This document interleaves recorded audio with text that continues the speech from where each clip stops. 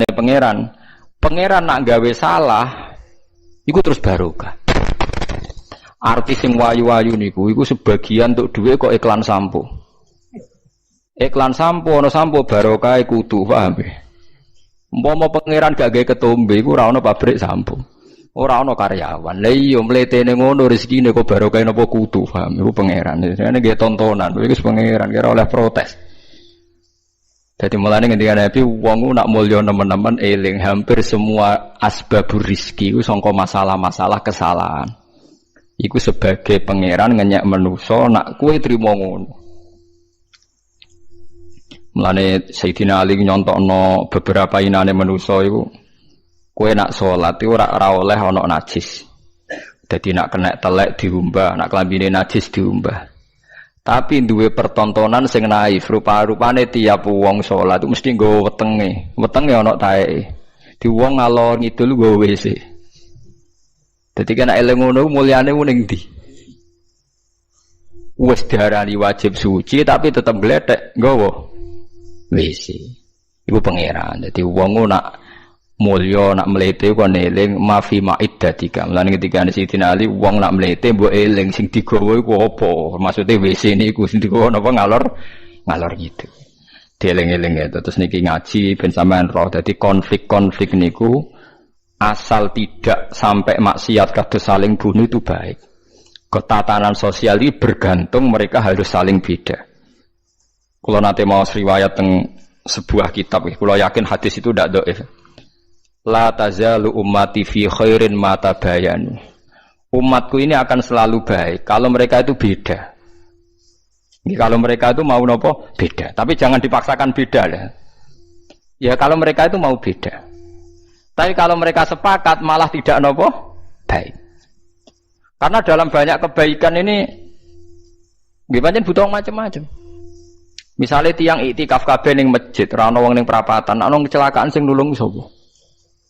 Nah, ana kesasar sing ditakoki sapa? Misale wong kabeh seneng ning masjid, lah terus keluargane sing ngurusi sapa? Tapi kabeh ning omah sing ngurusi masjid sapa?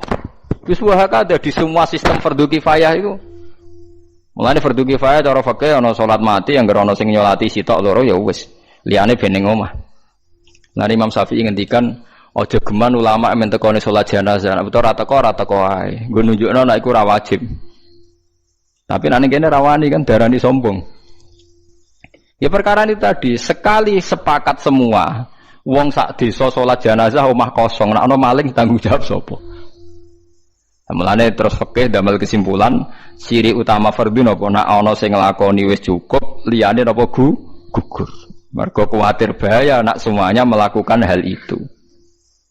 Paham ya, terus saniki mulai dilatih menerima perbedaan-perbedaan. Terus umpama manusa ora saling beda, malah sistem ibadah napa hancur. Lahudimat suamiu wa biya'u wa sholawatu wa masajidu napa yuzkaru fiha ismullahi katsiran wa la yansurunna wa napa mayansur. Niku wis kersane pangeran. Terus nomor kali ayat alladzina immakkannahum fil ardi aqamus shalat wa atawuz zakah. Ciri utama tiang saya itu kalau sudah diberi kekuasaan, diberi kesempatan baik. Niku mereka mendirikan sholat, melakukan zakat. Terus wa amaru bil ma'ruf wa nahu 'anil munkar. Mau melakukan perintah bil ma'ruf wa nahu 'anil munkar. Dan ini yang agak sensitif kalau terangno nggih, masalah amar ma'ruf nahi munkar. Niki dawuh Ibnu Khaldun nggih, kula kutip. Biar sampean enggak jadi ekstremis tapi ya juga tidak jadi pemalas. Ngeten nggih masalah amar ma'ruf nahi munkar. Amrun itu maknane urusan nggih. Amrun maknane apa? Urusan. Manhiyun munkar maknane aneh. Jadi munkar maknane apa? Aneh. Mulane darani ma'ruf dikenal nggih. Ma'ruf maknane apa? Dikenal. Munkar maknane aneh. Iki rungokno tenan nggih. Kula baleni malih nggih. Kaya wong dikeloni ra bojone kan aneh, ra bojone kok ngeloni. Berarti munkar. Wong ngeloni bojone wajar, dikeloni bojone dhewe. Wong nganggo sepeda motore dhewe wajar, ma'ruf. Wae wong kok dienggo tanpa pamit dijupuk, aneh, napa? Mungkar. Sebab itu ma'ruf dan mungkar itu aslinya enggak butuh syariat, mau butuh fitrah manusia. Nah, kata Ibnu Khaldun, Sebetulnya nahi mungkar itu tidak kok kamu ketemu orang maksiat terus kamu paksa kamu jangan melakukan itu. Itu tidak harus begitu. Bisa surahnya itu intiha anil mungkar. Misalnya begini nih yang dicontohkan ya. Ini kalau kutip dulu ya hadis ini.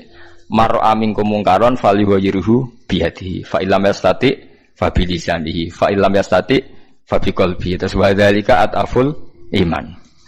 Begini cara gambarkan. Dulu itu pernah ada kelompok ekstremis di mana dia itu minoritas sekali melawan dinasti yang kuat. Zaman pemerintahan Abbasiyah, Fatimiyah macam-macam. Akhirnya dihukum gantung. Walhasil akhirnya mati sia-sia.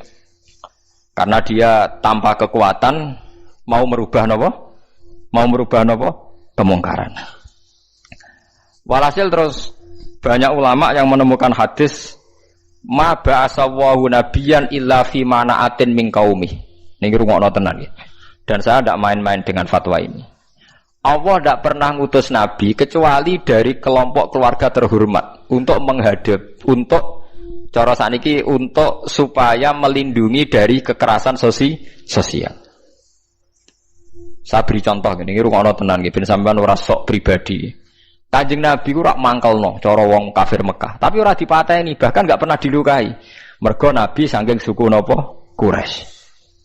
Sementara sahabatnya karena wong biasa, Bilal disiksa, Ammar disiksa, Yasir disiksa. Tapi Kanjeng Nabi mboten. Mergo napa? Dari keluarga napa terhormat. Padahal wong Quraisy gak seneng blas mbek Nabi. Nabi Syuaib nggih ngoten. Nabi Syuaib itu kaum ora seneng, tapi ora disiksa. Perkarane cara sakniki Gus utawa ningrat. Sampai kaumnya nak muni, ya Syuaib, andekan saya tidak mempertimbangkan keluarga Anda, pasti Anda sudah saya siksa. Walau la rohtuka la rojamnaka, wama anta alaina bi'aziz. Walau la rohtuka, umpama ora kelompokem, kowe ora keluarga ningrat, wis tak siksa. Wama anta alaina bi'aziz, kamu itu tidak siapa-siapa. Lainnya Nabi Syuaib jawab, qala arohti a'azzu alaikum minallah. Faham ini rungokno tenan. Nah, kalau begitu berarti amar ma'ruf nahi mungkar itu bergantung asobiyah, bergantung satu kekuatan, imma kekuatan legal politik, wa imma kekuatan sistem keluarga maupun sistem apa? Sosial. Kalau ndak kamu akan sia-sia. Karena ndak ada nabi diutus kecuali dari kalangan apa terhormat. Supaya masa-masa dakwah disalahfahami itu enggak sampai dibunuh. Gini wow kasus Nabi Syuaib kaumnya napa? Qala napa jenenge walau la rohtuka la rojam naka wa ma anta alaina bi'aziz. Qala ya qaumi arohti a'azzu alaikum minallah wattakhadhtumuhu wara'akum napa dziriya. Terus saiki Nabi sinten niku Saleh. Nabi Saleh juga begitu. Nabi Saleh itu orang terhormat sehingga kaumnya bilang qalu ya Shalihu qad kunta fina marjuwan qabla hadza. Marjuwan kamu ini jadi harapan kita. Kenapa kamu sekarang aneh-aneh? Dan ini gue pengetahuan ya. Kalau begitu, terus fatwanya Imam Ghazali ben sampean ora sithik-sithik muni amar ma'ruf nahi mungkar.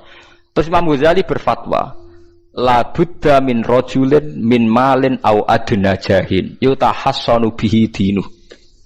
Niki radi nyinggung santri sing nemen melarat ya, paham, tapi gak apa-apa iki hukum. Mboten apa-apa nak menawa barokah ngaji niki sing melarat nemen-nemen dadi mboten sida, paham niki mergo barokah fatwa niki. Seharusnya orang yang memegang agama itu punya adna malin, nggih punya napa? Adna malin, harta minimal. Au adna jahin, utawa punya status sosial minimal. Yutahassanu bihi min dini, supaya dia bisa membentengi agamanya. Saiki bayangno misale, kowe ku melarat buruwe wong kafir sing anti Islam. Rungokno nggih, kowe melarat buruwe wong kafir sing anti Islam. Di sistem politik negara yang anti-Islam. Kowe iso mbayangno nglakoni salat. Mboten saged kan? Bagaimanapun kita nyaman salat di Indonesia mergo pejabat salat. Kita ya ora buruwe wong kafir sing nglarang salat. Artinya kita sekarang salat nyaman barokah adnal mal, ada sistem sosial, adnal jah, sistem apa saja sing menopang salat itu enggak dianggap masalah. Lah saiki suratul masalah iso mbok walik, jajal ae saiki kowe urip ning Timor Leste misal. Duwe majikan sing nganggep salat ku masalah. Ada sistem negara misalnya yang nganggap sholat itu masalah. Kamu kangelan kan sholat.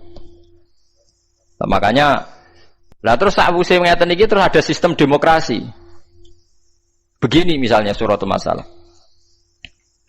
Wong Islam dukung demokratisasi agama itu untung tak rugi. Orang yang kayak Gus Dur, orang-orang kelompoknya Gus Dur dulu berpikir untung. Untungnya begini. Jika non-muslim diberi kesempatan beribadah di Indonesia, maka imbasnya muslim yang minoritas di mana-mana juga diberi kesempatan. Sebagai imbalan mereka di dunia Islam enggak diapa-apain. Tapi orang-orang yang ekstremis enggak, cara berpikir berbalik. Ya enggak. Kalau kita membiarkan non-muslim ibadah, artinya membiarkan kesyirikan. Terus jadi istihad sing liar.